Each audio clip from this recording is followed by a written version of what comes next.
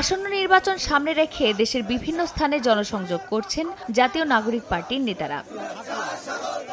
বৃহস্পতিবার লালমনিরহাটের পাটগ্রামে পথসভা করেন দলটির উত্তরাঞ্চলের মুখ্য সংগঠক সার্জিস আলম। তিনি বলেন, শেখ হাসিনা ভারতে আশ্রিত থাকলে দুই দেশের সম্পর্ক স্বাভাবিক হবে না। এনসিপির এই নেতা আরও বলেন, বিদ্যুৎ প্রকল্পের নামে লাখ লাখ কোটি টাকা লুটপাট করেছে বিগত আওয়ামী লীগ সরকার। বিদ্যুৎ প্রকল্পের নামে বাংলাদেশ থেকে টাকা লুটপাট করা হয়েছে আর ভারতের আদানিদের পকেট ভারী করা হয়েছে। এখন পর্যন্ত ভারতের যে আচরণ বাংলাদেশের সাথে, এটা সন্তোষজনক নয়।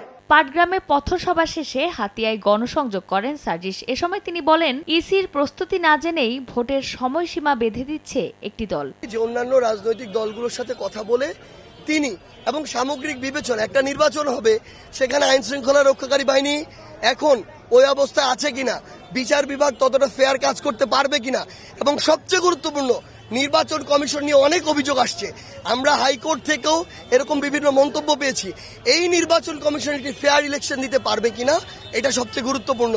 যতক্ষণ পর্যন্ত এই বিষয়গুলো নিশ্চিত না হচ্ছে, ততক্ষণ পর্যন্ত যদি টাইম ফ্রেম নিয়ে সরকারকে জোরাজুরি করা হয়, আমরা মনে করি এটা অন্যান্য যে রাজনৈতিক দলগুলো তাদের এক্ষেত্রে কোনো সমর্থন থাকবে না। এদিকে রাজধানীর মোহাম্মদপুর সূচনা কমিউনিটি সেন্টারে জুলাই শহীদ পরিবারের সঙ্গে সাক্ষাৎ অনুষ্ঠানে যোগ দেন এনসিপি আহ্বায়ক নাহিদ ইসলাম। তিনি অভিযোগ করেন, সংস্কার ও বিচার প্রক্রিয়ায় বাধা দিচ্ছে নানা পক্ষ। ভোট চাওয়ার জন্য তো মানুষের কাছে যেতে হবে, শহীদ পরিবারের কাছে যেতে হবে, তো তখন তো তারা প্রশ্নের সম্মুখীন হবে যে কতটুকু বিচার হয়েছে আর কতটুকু সংস্কার হয়েছে। ফলে সেই কার্য অসম্পূর্ণ রেখে আমরা আসলে নির্বাচনের দিকে যেতে পারবো না।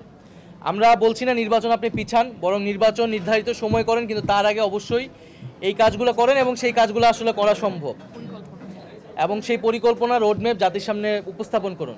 সরকার ঘোষিত নির্বাচনের সময়সীমার মধ্যেই বিচার ও সংস্কার কাজ শেষ করা সম্ভব জানিয়ে নাহিদ ইসলাম আরও বলেন, ধীর গতিতে কাজ করছে সরকার। জাতির সামনে উপস্থাপন করুন। চন্দ্রিমা চৌধুরী, সময় সংবাদ, ঢাকা।